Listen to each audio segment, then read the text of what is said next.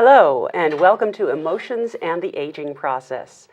This is Dr. Ron Sepitelli. I'm Naomi Arenberg, and in this episode, we're going to be talking about curiosity.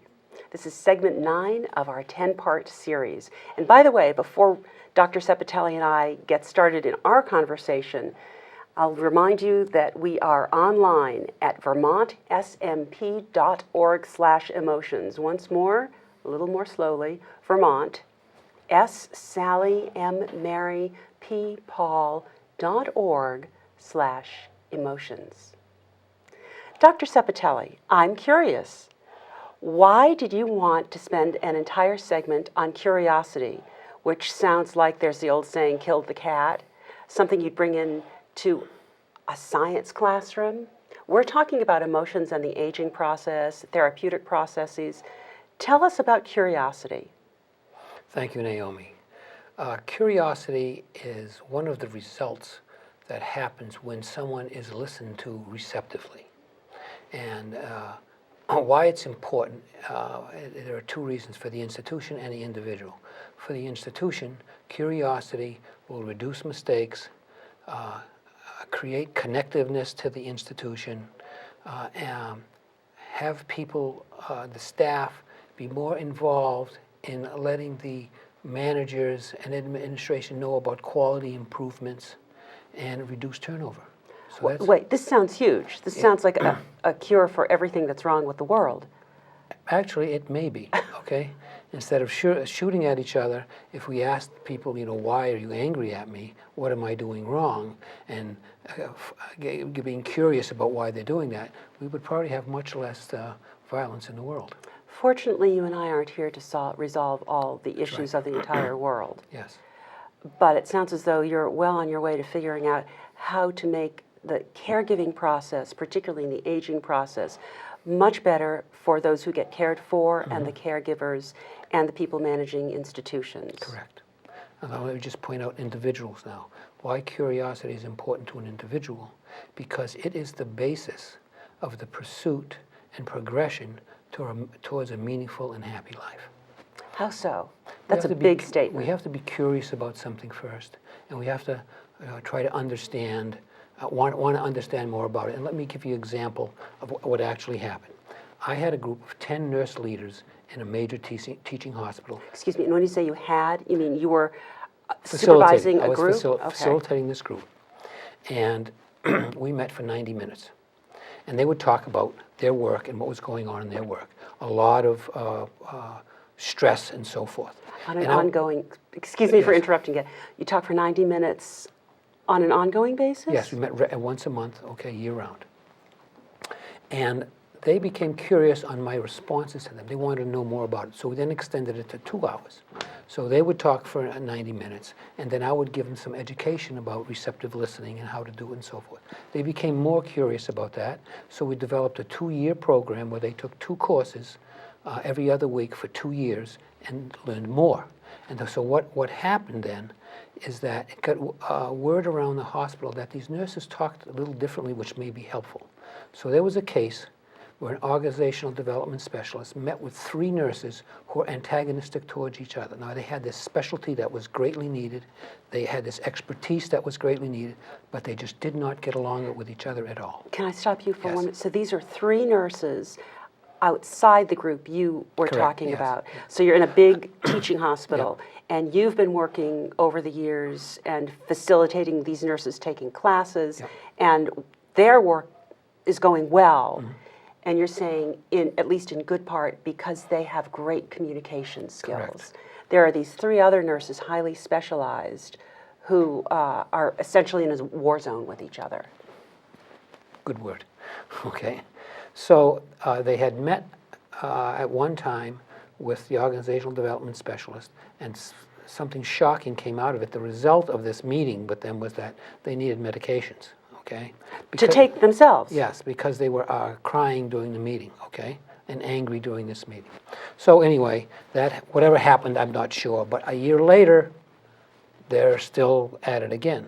And the organizational development specialist heard of these nurses and what they were doing, so he asked one of them to come to the meeting. He also thought, hey, it's a nurse, maybe they'll connect better, whatever. So the nurse, Okay, so you've got, let me just make sure I understand the cast of characters. You've got the three nurses who fight constantly, even though presumably they're on medication after a year. yeah. And you're on medication. And a fourth nurse comes to the meeting to right, be there. Great. who had been involved with the receptive listening training, okay? So she asked the organizational development specialist to just let her run the meeting. So they met for either 2 or 3 hours, and there was a lot of tears again in the meeting. And after this 2 or 3 hours, the meeting ended. The nurse didn't, there was no goals or anything met like that, it just stopped. But these nurses were allowed to say everything they wanted to in this meeting, and she, of course, was receptive to everything. 3 days later, in the cafeteria, these nurses who hadn't spoken to each other for years, or was antagonistic toward each other for years, were sitting down having lunch with their notepads out, talking about, working together and so forth. That's shocking. Yeah, true story. So you're saying, you're enhancing my curiosity further. I have talked with a lot of people who are really goal-oriented, who might balk at what you just said, the format of that meeting where there was no particular goal set, who really want an action plan. It sounds as though you're saying the act of talking and allowing time to really think about what's going on. It can't be like a 5-minute conversation. It's unlikely to be as short as, say, a 5-minute conversation on the phone or through email. Sitting down, committing to that time, and letting your emotions erupt during that time, and listening to other people who might also have strong feelings, that's going to help immensely without necessarily, initially at least, having the goals. That can enable, say, those three nurses to sit down together and plan. Yes. So what happens, let's again go back to these three nurses. So when they were being antagonistic, for whatever reason, we don't know, what was happening was one nurse was saying something that another nurse didn't like. So she immediately reacted to it, okay? She didn't take the time to think about what this other person was doing, okay, or what was saying. So what happened in this meeting, that they were allowed to say whatever they want, and when one was complaining, the nurse who was running the meeting would actually be receptive to what she was saying and allow her to say more. During this time, as the other people are watching, and they're being allowed as well, they can start being curious about why is this person being angry? Okay, so you have time. So what you do is you learn to tolerate the negative feeling for a long enough period of time so that you can be curious about what you're saying versus me just trying to defend my position, which often happens. That's why we don't talk about politics or religion, because I'm not going to listen to what you say because I have my point of view. So this is what the development of curiosity does. It's the beginning of the real change in a person's understanding of the situation. So it's like emotionally working out. There are millions of people who commit to some kind of workout, whether it's by themselves or at a gym, and they're willing to, many drop out, but there are still millions who are willing to endure the right level of pain. Too much pain is a warning sign that you're hurting yourself, of course. Correct. Endure some kind of pain, and the routine, maybe getting out of bed an hour earlier or whatever it is, because eventually they get so that it actually feels good.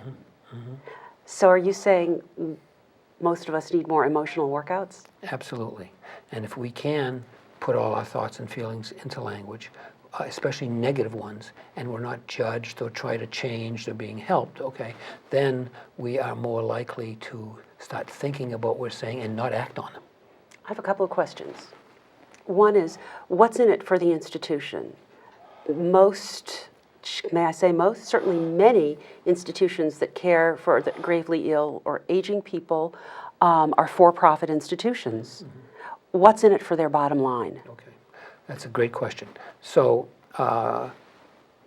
teaching people about receptive listening and creating curiosity for an institution will reduce errors, Really? Absolutely, because people will think more about what's going on, and they will be in meetings where other people talk about what happened, so they'll get other ideas from them. It will create connectiveness. Obviously, we start working, we find out, hey, you're just like me. Okay, so I'm going to connect to you more, and then when the institution has new policies and so forth, they'll be more curious about what the policy is and try to understand why it's putting the policy in and so forth. And of course, it'll reduce turnover because they're more connected to the institution. Which is a big expense. Absolutely. Fascinating. And so from the institution to the individual, I'm envisioning patients, often older patients, but they don't have to be older, who have communication issues. I imagine it takes a special kind of caregiver to try and work through that. I mean, obviously, if someone is in a coma, Right. there's a school of thought that says those people often can hear what you're saying, but we're not considering them. Just Right. people who have, either because of a stroke or some other condition, have trouble speaking, or perhaps even, with facial, help me out here, what's the word? Facial expressions. Yes. What do you say to them and their caregivers about communication? Okay, so I'm going to give you a story about a nursing home resident that I met with years ago. I'll call him Mr. Pete.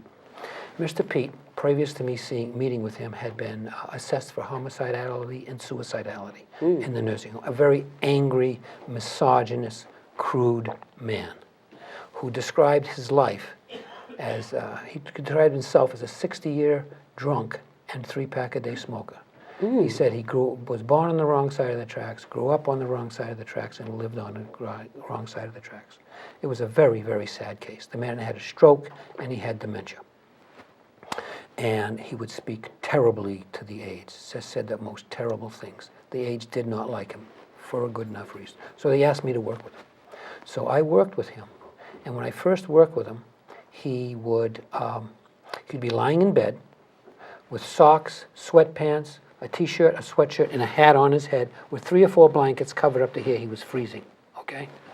And this a very interesting thing happened. Every single time I came with him, I would sit down with him, and he would start talking. I would just listen. Within 2 or 3 minutes, he'd whip the blankets off. Every single time. Okay? Did that occur with other people who came in, or was he I didn't pretty know much with other buried? people. What's interesting about the fact that the staff was so cold to him because of the way he was acting. So what happened with him as we worked, and he spoke in confabulation. That means that there was some truth in it and all this kind of other stuff that was fantasy and so forth. This happens with dementia. But what happened was he became curious about me.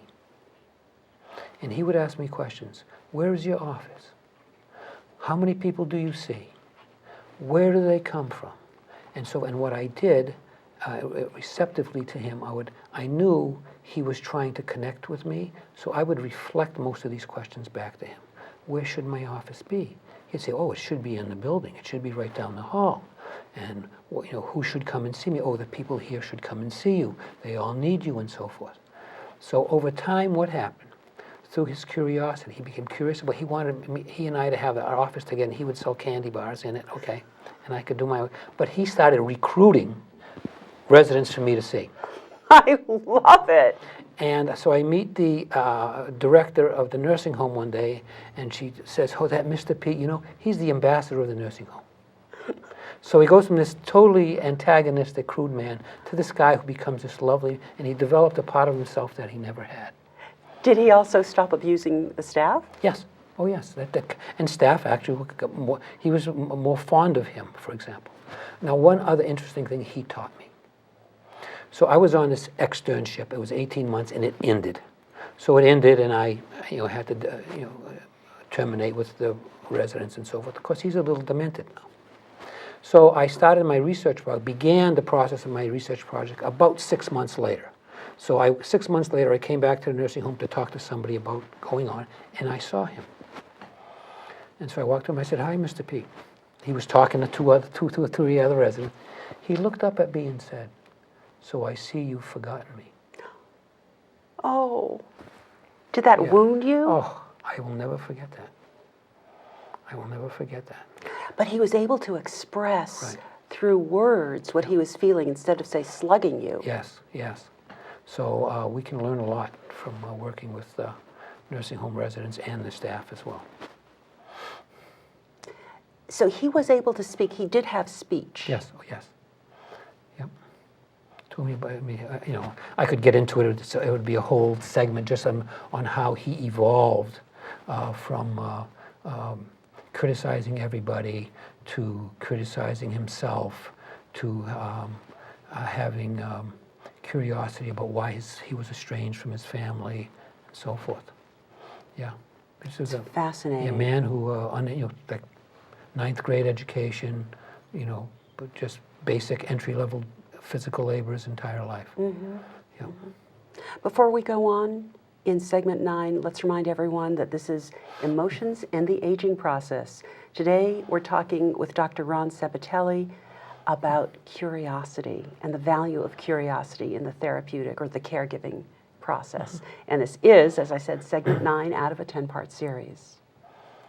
So what else? I know in your tenure as a therapist, you've gathered many stories. I'm curious. Tell me a story. Well, I'll just tell you a story about the group I had in the research project I had.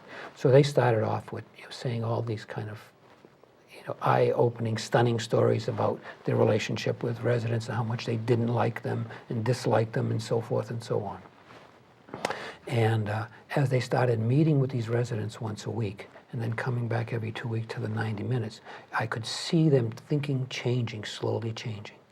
Like one man, they had criticized him that he was a violent man and so forth. But he had like dysarthric speech. Okay, it's kind of a stuttering, hard to understand speech and so forth. And she first started by saying, "I'm not going to be able to understand him. I'm not. He can't talk much. He's not very coherent and so forth." And as it developed, you could see her connect to him.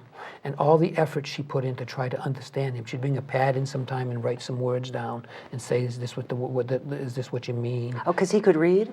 Yes, yes. And he would nod his head yes, and she slowly started to understand him. Okay, and at one point she named all his illnesses, and she said, if that was me, why get up for dinner? Why live? Why don't you just lay there and die? And then he was getting up for dinner.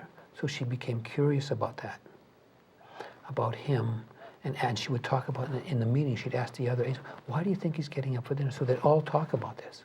And they talked little anecdotes about him and so forth. Then she started talking about his beautiful blue eyes and how connected they were and so forth. And she talked about being with him was like having lunch with your neighbor. Wow. And she then developed, she was looking into, there was a carpenter or something like that, a woodworker, and getting these, I guess they have these toys you can buy that are already made, that you can sand them down for painting, and they use them. So she knew someone, and someone else knew someone, and so this is what happens when people allow just to talk about what's going on. So he got involved, this patient Yeah. got involved in some woodworking Yeah, but that's what he projects. was through the aides, developing this program. And they never would have invested that time and energy in the person they had known prior. No, this aide, when she first, as a matter of fact, in the first meeting, she spoke about him and spoke about, he's just an angry guy who throws stuff, but to be careful about him, okay? So that's what happens, okay? This happens quite often in nursing homes when someone acts out. The nurse or the aides, what happens is they respond in a way, the intervention, though the idea is, they're going to do this to help the resident, their intervention is really to make themselves feel better. So when the intervention is done, that's why medications are given so much. Give them medication, quiet them down. Whew, I feel better. Now, they're not saying that, okay, but that's what's going on.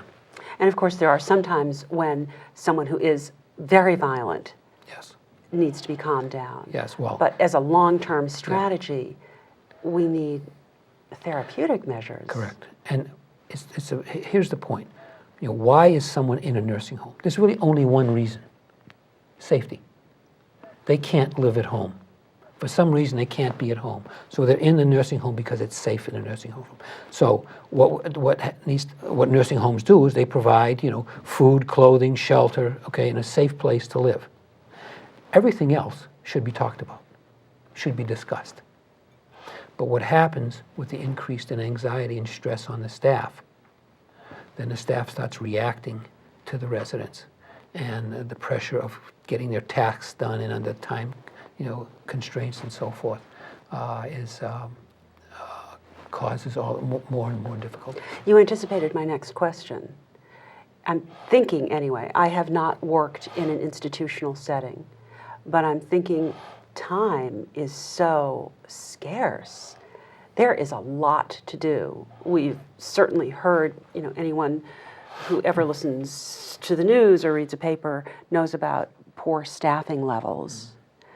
How do you encourage institutions to do the right thing for their own bottom line? As you were saying a few minutes ago, this kind of open and receptive listening and discussion in the end will not just benefit the caregivers, the care receivers, but also the whole institution.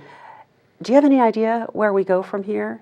It's not really in your job description, but I'll put it out there anyway. Well, I've thought about this a lot, and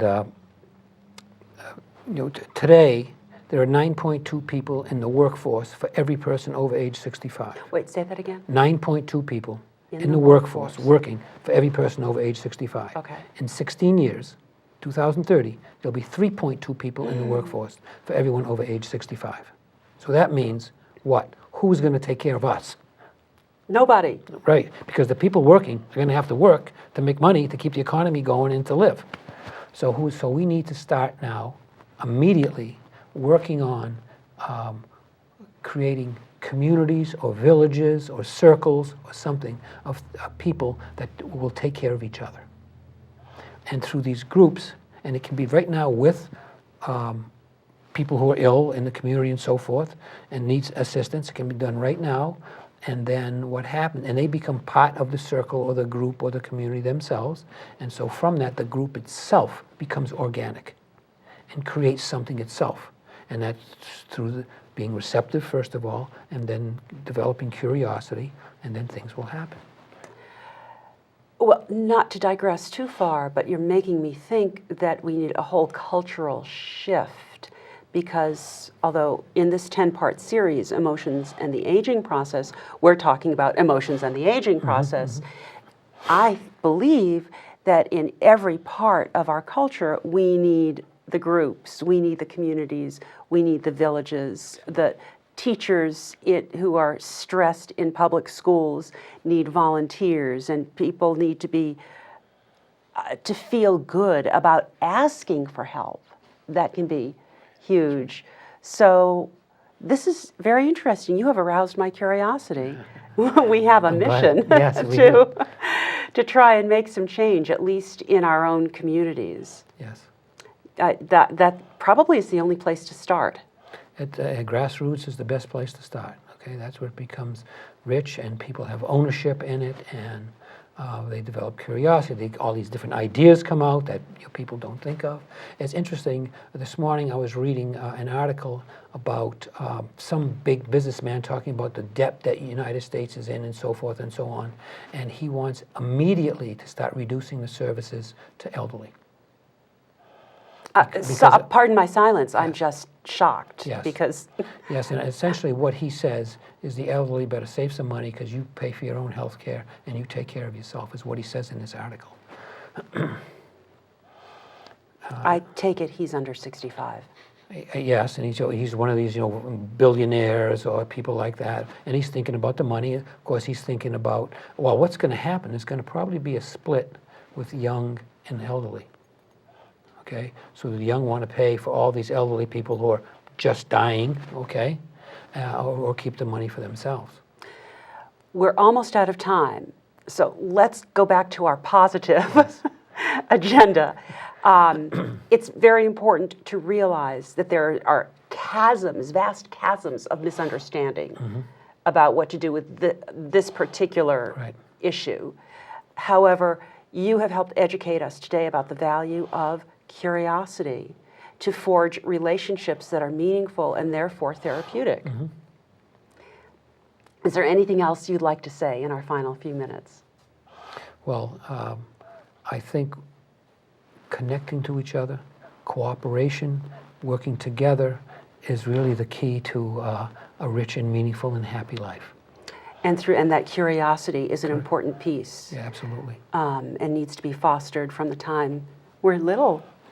Be curious about people. Absolutely. Dr. Ron Sepitelli, thank you very much. Thank you, Naomi. We'll see you again next week for our final segment, segment 10, which will be about? We're going to have a caregiver here. It's going to be a round table, and we're going to have a caregiver come, and she's going to tell her story about the several people that she took care of, and what worked well and what she would like to see changed. A nurse or an individual? I think it's an individual from the community, yes. Great. And a nurse? And a nurse? Okay. Okay. I'll look forward to seeing you Yes. then and having another fascinating discussion. Thank you. This is Emotions and the Aging Process. Thank you very much for being with us. We'd love to hear from you with your questions, your comments, anything else you want to say. We try very hard to practice receptive listening and reading of your email messages. Email can be sent to info@vermontsmp.org. Again, email is info@vermont.s.sally.m.meredith.p.prudence.org, and we will get back to you. We also answer the phone at this number, 802-356-3388. One more time, 802-356-3388. And we'd love you to visit our website. The website is vermontsmp.org/emotions. It's long. Let's try that again. Vermont, S. Sally M. Meredith, P. Prudence.org/emotions. Dr. Ron Sepitelli will be back with us next week. I'm Naomi Arenberg, and I hope that you will join us as well. In the meantime, be curious and stay in touch.